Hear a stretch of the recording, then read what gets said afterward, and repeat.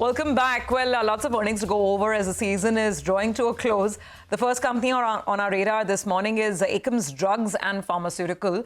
Now, it was a bit of a subdued quarter, the second quarter gone by. The company kind of underperformed expectations in the CDMO segment. We have Sandeep Jain, MD of Akums Drugs, with us to talk about the performance and, more importantly, the outlook going forward. So, Sandeep, good to have you on. Thank you so much for joining in.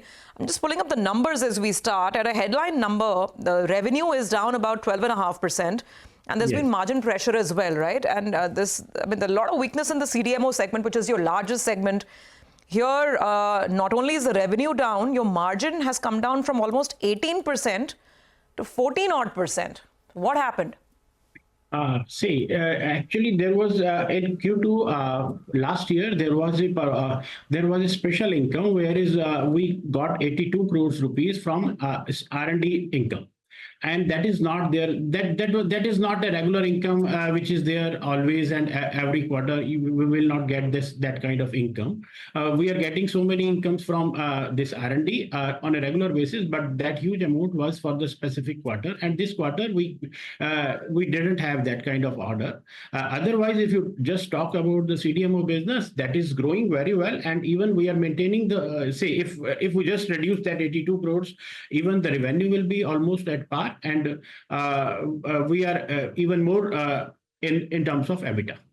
But okay, fair. I mean, if I simply take away the base quarter impact, then you're saying you'll be almost year on year, you'll be at par. So give us a little more projections into what investors can expect from your CDMO business. What is the kind of run rate that you're expecting for the year as a whole? How much could the growth be? And also margin. What's the steady state margin for this business on a full year basis? Around 15%, as we have already said. We will be in a position to say, as far as CDMO is concerned, we will be in a position to maintain that same around 15% gross this EBIT margin. Okay, all right. Hi, Sandeep. Good morning and good to see you in. This is Nigel on this side. Even if I take away the 82 crores, still it appears like it will be 855 crores versus 950 crores. So actually, there's still a degrowth in the CDMO business. Explain this to us, and also if you could tell us what is your current market share in the domestic CDMO industry. Please go ahead. Our this market share is remaining is same as last year. Last year it was 29.4%. This time it is 30%. Presently we are holding this market share. And as far as this revenue is concerned, because the API prices have gone drastically down, so many APIs have gone down. So and we are a cost plus model. That's why the revenue has gone down. Otherwise, if we talk about the volume, we are almost at par. No, but why is there? Okay, so one reason is API, because there's no growth. And what's the outlook? We are a cost plus model, and generally the prices are stable. But this quarter or last 3 quarters, we are seeing that last 2 quarters specifically, the API prices have gone drastically. Even a few of the APIs have gone around 50% of the total pricing. But what about the outlook, sir? You've explained to us what happened in the second quarter, but are API prices still that low? Will you grow at all this year in this business? As far as our margins are concerned, we are at the same margins, but because the cost gone down, that's why the margins gone down. And we are seeing that we don't see that there will be too much of price hike in terms of API in the current quarter or in the Q4. Okay, all right, Sandeep, if you could help us out for FY25 on the whole. On an average, how will FY25 look in comparison to FY24? As you're mentioning, there were a couple of quarters where you got a one-off income in FY24.